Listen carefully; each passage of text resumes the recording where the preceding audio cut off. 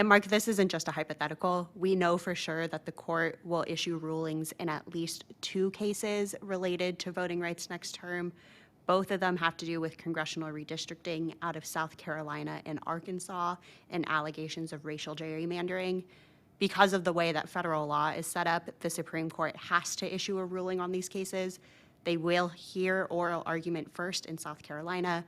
We don't know if they'll do that yet in Arkansas, but it's not a hypothetical. We know it's coming. Yeah, and that South Carolina case is the second thing that I wanted to focus people on.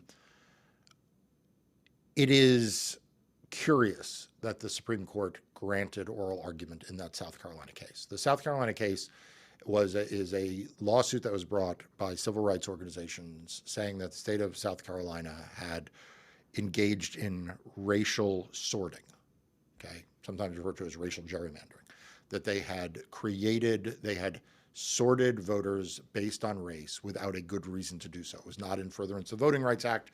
It wasn't for any other reason other than for racial sorting purposes, which is prohibited by the 14th Amendment of the Constitution. What's curious about the case, Paige, is that the law around that kind of claim, these constitutional claims, not Voting Rights Act claims, these constitutional claims of impermissible racial gerrymandering, that's a pretty settled area of the law.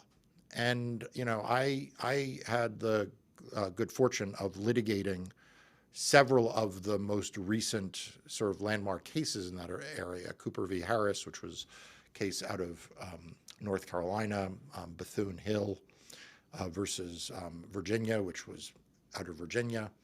And the courts on really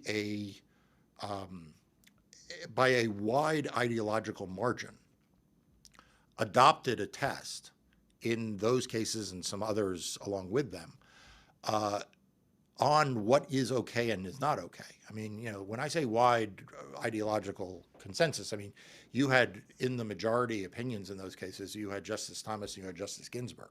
I mean, they weren't all 9-0, but these were like 7-2, 6-3, 9-0 kind of things. Like people, there was more or less a consensus that states couldn't do what the trial court in South Carolina said that they did. So the question becomes, why then is that case being heard by the Supreme Court? And so my antenna is up because that if the Supreme Court were to roll back the protections provided by the Constitution that are afforded black voters, that would be a whole other thing than the Voting Rights Act, right? We talk about the Voting Rights Act. The Voting Rights Act is a statute, and the Voting Rights Act prohibits certain kinds of discrimination in voting. But the 14th Amendment itself provides a really, really vital protection to minority voters in voting rights and redistricting.